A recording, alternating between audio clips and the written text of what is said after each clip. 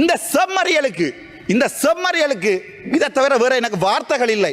முட்டாள்களுக்கு உங்களால ஏலாதண்டா சொல்லுங்கடா. ராமநாதன் அர்ச்சுனா வடக்கு மாகாண சபையில நான் செய்து காட்டுறேன். வடக்கு மாகாண சபையை உங்களுக்கு ஒரு முதுகெலும்பு இருந்தால் ரணிலுடைய ஆட்சி காலத்தில் அந்த பார் பர்மிட்டை கொடுத்த தயவு செய்து சொல்ல முடியுமாங்களா? உங்களுக்கு அரசியல் நாளைக்கு உங்களோட மீட்டிங். ராமநாதன் அர்ச்சுனாக்கு எதிராக ஒரு தனி மனிதனுக்கு எதிராக மிகப்பெரிய அரசாங்கங்கள், முன்னாள் அரசாங்கங்கள் மாபெரும் போராட்டங்களை ஆரம்பித்திருக்கிறது. வடக்கு மாகாணத்திலே வேலையில்லா பட்டதாரிகள் இருக்கிறார்கள். 1 2 இல்லை 3000 5000 வேலையில்லா பட்டதாரிகள். நானும் ஒரு பட்டதாரி. நீங்க போட்டிருக்கிறது பிச்சைடாப்பா. 140 ரூபா 160 ரூபா ஒரு ரூபா தல்பான் 40 ரூபாய் மிச்சக்கு 2 வாழைப்பழம் தாங்க கொண்டால் கடைக்காரன் அடியில் அழியின பிள்ளைக்கு தான் தருவான். எவ்வளவு பொய்யடா சொல்றீங்கள்? அங்கே ஆமிக்காரன் பெருந்தோட்டம் வச்சுக்கொண்டு அதுக்குள்ள தென்னையை வச்சுக்கொண்டு வளர்த்து கொண்டிருக்கிறான். கிளிநொச்சியில முழு இடங்களுமே பார் பர்மிட் இருக்கிறது. இன்று கூட அந்த பேரை, அதாவது பார் பர்மிட் வேண்டி கொடுத்தவருடைய பேரை சொல்வதற்கு வெட்கப்படுகிறது. இந்த டிசிசி மீட்டிங் நடத்துகிறீர்கள். டிசிசி மீட்டிங் நடத்துபவர்களுக்கு அறிவென்ற சாமானே இல்லை. இது எங்களுடைய கார்த்திகை மாதம் என்று சொல்லப்படுகிறது. எங்களுடைய தேசத்தின் விதைகளை முளைத்துவிட்டு என்றாவது ஒரு நாள் எங்களுடைய தேசத்தினுடைய விதைகள் முளைக்கும் என்ற நம்பிக்கையிலே வாழ்ந்து கொண்டிருக்கின்ற தமிழ் சமூகத்தினுடைய மாதம். ஆகவே என்னுடைய உரையை எனக்காக நான் இந்த பாராளுமன்றத்தில் உரையாற்றி கொண்டிருக்கிறேன் என்றால் எனக்காக என்றோ ஒரு நாள் ஒருத்தி குருதி சிந்தி அந்த மண்ணிலே புதையுண்டிருக்கிறான். அவர்களுக்காக ஒரு நிமிடத்தை ஒதுக்கி, சாவு என்னை எதிர்பார்த்திருக்கிறது என்றான் கோழை, சாவை நான் எதிர்பார்த்திருக்கிறேன் என்றான் என்னுடைய மாவீரன். ஓ மாவீரர்களே, நீங்கள் 2வது வகை. மிதிபட்டு சாகுறேன் புலம்பினான் கோழை, போராடி சாகுறேன் உரிமினான் வீரன். ஓ மாவீரர்களே, நீங்கள் என்னுடைய 2வது வகை. போரில் என் மக்கள் கொல்லப்படுகிறார்கள் ஓலமிட்டான் கோழை, போரில் என் மக்களை கொன்றவர்கள் கொல்லப்படுகிறார்கள் எக்களித்தான் மாவீரன். அவன்தான் எங்களுடைய தேசத்தின் தலைவன். காலம் தமிழீழத்தை உருவாக்கும் காத்திருந்தான் கோழை, விரும்புகிறேன் முழங்கினான் வீரன். ஓ மாவீரர்களே, நீங்கள் 2வது வகை. நெஞ்சின் நெருப்போடும் விடிவின் நினைவோடும் நிமிர்வோடும் ஓ மாவீரர்களே, வரலாற்றில் நீங்கள் முதலிடத்தில். தமிழனின் வீரம் காத்தீர், தமிழனின் மானம் காத்தீர், தமிழனை உலகறிய செய்தீர், வீண் போகாது உங்கள் தியாகம். விதைக்கப்பட்ட வீரர்களுக்கு எங்கள் வீர வணக்கம். நன்றி. இன்றைய தினம் வரவு செலவு திட்ட உரையிலே உண்மையாகவே நேற்றைய தினம் நான் வாக்களித்திருந்தது எதிராக. போன வருடம் நான் இவர்களுக்கு சார்பாக வாக்களித்திருந்தேன், உங்களுக்கு தெரியும். ஆனால் இந்த தடவை நான் எதிராக வாக்களித்தேன். அதுக்கு முக்கியமான காரணங்கள் என்னென்றால், நீங்கள் சொன்ன மாபெரும் பொய்கள், இதுவரை காலமுமே நீங்கள் மாபெரும் சொன்ன பொய்கள். முக்கியமான பிரச்சனை, எங்களுடைய அரசியல் கைதிகளை விடுவிப்பீர்கள் என்று சொன்னீர்கள். நீங்களும் ஒரு போராட்ட குழு. எங்கோ எங்களுடைய அரசியல் பிடிஏ எடுப்போம் என்று சொன்னீர்கள். பயங்கரவாத தடை சட்டத்தை எடுப்போம் என்று சொன்னீர்கள். எங்கே எங்களுடைய பயங்கரவாத தடை சட்டம்? இப்போ என்னுடைய கவலை என்னென்றால், மாகாண சபை எலெக்ஷனை வைக்கிறேன் என்று சொல்லியிருக்கிறீர்கள். மாகாண சபைக்கு இப்போது ஒரு மிகப்பெரிய போட்டி இருக்கிறது. ராமநாதன் அர்ச்சுனாக்கு எதிராக, ஒரு தனி மனிதனுக்கு எதிராக மிகப்பெரிய அரசாங்கங்கள், முன்னாள் அரசாங்கங்கள் மாபெரும் போராட்டங்களை ஆரம்பித்திருக்கிறது.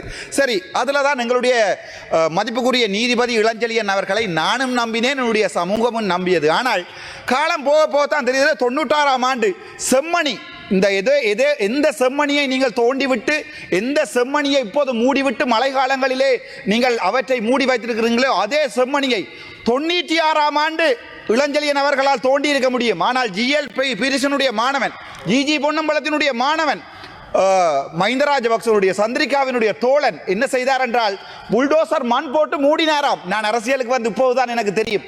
மிகப்பெரிய கவலையோடு நான் அந்த விடயத்தை உங்களுக்கு சொல்லுகிறேன்.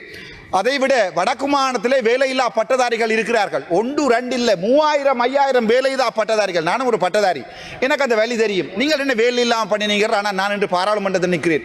3000 பேருக்கும் பாராளுமன்றம் வர முடியாது. அவர்களுடைய வாழ்க்கை, அவர்களுடைய கனவு, அவர்கள் கேம்பஸிலே படிக்கும்போது ஒரு நாள் நான் வேலைக்கு போவேன் என்ற ஒரு ஆசையில் தான் அவர்கள் படித்திருப்பார்கள். ஆனால் அந்த வேலையில்லா பட்டதாரிகளுக்கு இன்று வரை ஒரு வேலை கொடுக்கவில்லை. நீங்கள் மீனவர் பிரச்சனை, வடக்கு மாகாணத்தின் மீனவர் பிரச்சனை நான் சொல்லவே தேவையில்லை. இங்கே இருப்பவர்களுடைய வேலைகள், மீன்பிடி சம்பந்தமாக வடக்கு மாகாணத்திலே நீங்கள் அனுப்பி வைத்திருப்பவர்களுடைய வேலைகள் 10 கிலோ வேண்டுவது, 5 கிலோ வேண்டுவது, 2 கிலோ வேண்டுவது, காருக்கு வை என்பது எவ்வளவு கேவலமான வேலைகளை செய்கிறார் என்றே நீங்கள் நன்றாக தெரியும்.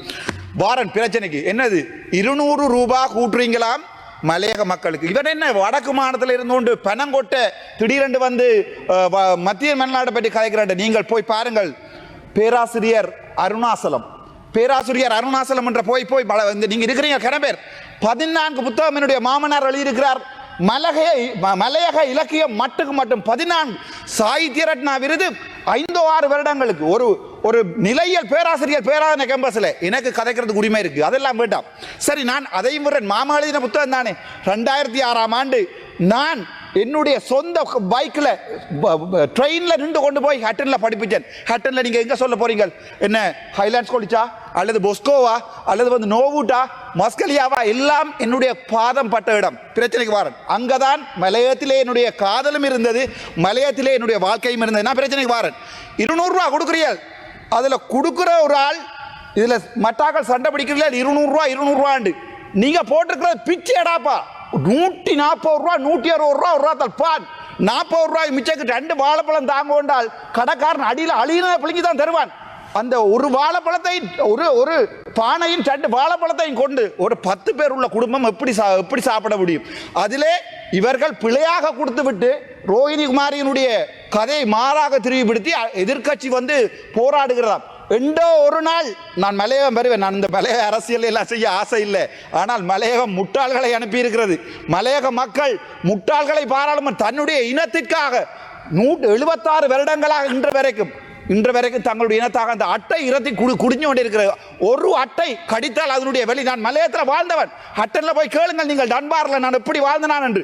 ஆனால் இன்று வரைக்கும் உங்களுடைய ஒருவர் அந்த மக்களுக்காக போராடவில்லை. என்றோ ஒரு நாள் நான் மலையத்திலே நிற்பேன். ஆனால் நிற்கிற நாட்களில் இதில் நிற்கிற எந்த ஒரு அரசியல்வாதியும் அந்த பக்கம் இருக்க மாட்டேங்கிறார். நான் ஒரு இனத்துக்காக போராடியவனை பார்த்து வளர்ந்தவன் நான். சரி, அதையும் விடுவோம். அது பிறகு பார்ப்போம். பலாலியை விஸ்தரிக்க போறேன். நீங்கள் என்னுடைய இனம், என்னுடைய மக்கள் குடிசைகளிலே வாழ்கிறார்கள். பலாலியில எவ்வளவு பொய்யடா சொல்றீங்கள்? ஒவ்வொரு முறையும் வந்து 3000 மில்லியன் 300 மில்லியன் 500 மில்லியன் 1000 மில்லியன் அங்கே ஆமிக்காரன் பெருந்தோட்டம் வச்சுக்கொண்டு அதுக்குள்ள தென்னையை வச்சுக்கொண்டு வளர்த்து கொண்டு இருக்கிறான். இங்க முட்டாள்கள் மாதிரி அதை ஏமாற்றுகின்ற ஒரு கொஞ்சம் பேரும் இங்கே இருக்கிறேன். இவர்களோட அடிக்கிற டீல் ஏன் பலாலி காணி உங்களால் விடுவிக்க முடியாது? சரி, அதை விடுவோம். தையிட்டு விகார நானே சொன்னான் உடைக்க வேண்டாம், அதுக்கு நஷ்டவிட்ட குடும்பம். இன்று வரைக்கும் ஜனாதிபதி அன்றகுமார் நாயக்க ஏதாவது செய்திருக்கிறாராண்டா? இல்லை. பார் பர்மிட் நான் கதைக்கவே விருப்பம் இல்லை. கிளிநொச்சியில் முழு இடங்களுமே பார் பர்மிட் இருக்கிறது. இன்று கூட அந்த பேரை, அதாவது பார் பர்மிட் வேண்டி கொடுத்தவருடைய பேரை சொல்வதற்கு வெட்கப்படுகிறது. நலிந்த ஜேதிச மந்திரித்துவமா அதை வெட்கப்படுகிறார். முடிந்தால் பேரை சொல்லுங்க. அலார் பார் பர்மிட். இலங்கையிலே அதிகுறைந்த வருமானம் உள்ள மாவட்டம் கிளிநொச்சி. ஆனால் இது நடக்கிறது, அங்கே கொண்டே 500 பாரை அடுக்கி இருக்கிறார்கள் ஏனைன் ரோட்டில். உங்களுக்கு ஒரு முதுகெலும்பு இருந்தால் ரணிலுடைய ஆட்சி காலத்தில் அந்த பார் பர்மிட்டை கொடுத்த வேண்டிய தயவு செய்து சொல்ல முடியுமாங்களா? உங்களுக்கு அரசியல் நாளைக்கு உங்களோட மீட்டிங், தமிழரசு கட்சி நாளைக்கு உங்களோட மீட்டிங். ஆகவே நீங்கள் அந்த விடயங்களை ஒரு நாளுமே வெளியே சொல்ல மாட்டீங்க. சரி, விஷயத்துக்கு வரும். சுதேச வைத்தியத்துறை 2000 இப்போதுதான் அவர்களுடன் கேட்டு கதைச்சேன். சுதேச வைத்தியத்துறை யுனானி சித்த வைத்தியத்துறை மாணவர்கள் இப்போது ஒரு ஆசிரியராக கூட வேலை செய்ய முடியாமல் அவர்கள் வாழ்ந்து கொண்டிருக்கிறார்கள். 2009 பாஸ் அவுட் பண்ணவர்களுக்கு இன்று வரைக்கும் வேலை இல்லை.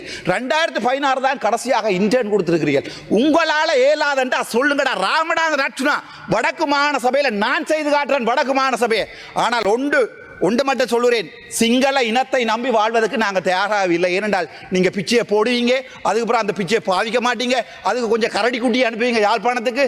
அந்த கரடிகளுக்கு இப்போ எங்கே இருந்து காசு வருதுன்னு தெரியாது, எங்கே காசு போட்டு தெரியாது. இப்போ பின்னுக்கு கழித்து போட ஒரு பாராளுமன்ற உறுப்பினர் சொன்னார், ஏன் டாக்டர் எதிராக வாக்களித்து நிற்கிறார்? நான் சொன்னேன் போன முறை அனுப்பின காசு 5% கூட பாவிக்கவில்லை என்று. அதுக்கு அவர் சொன்ன பதில் என்னண்டா, அப்போ இந்த வருஷம் பாவிக்கணும். அப்படித்தான் உங்களோட வாக்கின் லைப்ரரிஸ், உங்களுடைய வாக்கின் நடமாடும் நூலகங்கள் என்று நீங்கள் சொல்லுறதுக்கு இந்த வருட வரவு செலவு திட்டத்தில் ஒதுக்கப்பட்டது அடுத்த வருடத்துக்கு பாவிக்க முடியாது என்று கூட உங்களுடைய ஆக்களுக்கு தெரியாது. சரி, அதை விட உங்களுடைய ஒரு சில பாராளுமன்ற உறுப்பினர்கள் மாம்பழ தோட்டம் வைக்க போறார்கள். இந்த செம்மறியலுக்கு இதை தவிர வேற எனக்கு வார்த்தைகள் இல்லை. முட்டாள்களுக்கு மாம்பழ தோட்டம் வைக்க போறோம் என்று சொல்லி போய் டிசிசி மீட்டிங்ல அனுமதி கேட்கிற இந்த முட்டாள்களுக்கு எப்படி வடக்கு மாநிலத்தை அபிவிருத்தி செய்ய முடியும்? அங்கே ஒரு கல் நடுறது, இங்கே ஒரு ஓட்டு டைப்பை திறப்பது, அதான் அபிவிருத்தியா? இந்த உங்களுடைய ஏமாற்றங்களை நம்பித்தான் நான் இந்த விடயங்களிலே நான் யோசித்துக் கொண்டேன். இல்லை, அரசாங்கத்துக்கு சப்போர்ட் பண்ணுவதில்லை என்று. மிகப்பெரிய கவலை. அதை விட உங்களுக்கு எத்தனை ஊழல் இதுவரைக்கும் வடக்கு மாநிலத்தில் இந்த ராமநாதன் நட்சுனா நேரடியாக பேங்க் அக்கவுண்டுகளோட தெல்லிப்பளை ஆதார வைத்தியசாலை ஊழல், சாவச்சேரி ஆதார வைத்தியசாலை ஊழல் 17 மில்லியன், தெல்லிப்பளை ஆதார வைத்தியசாலை ஊழல் உங்களுக்கு 38 மில்லியன், அதோட பருத்தித்துறை ஆதார வைத்தியசாலை ஊழல் உங்களுக்கு அப்படி நேர அக்கவுண்ட் நம்பரோட 38 மில்லியன் கொண்டு வந்து போட்டு இந்த வரைக்கும் நீங்கள் என்ன செய்றீங்க?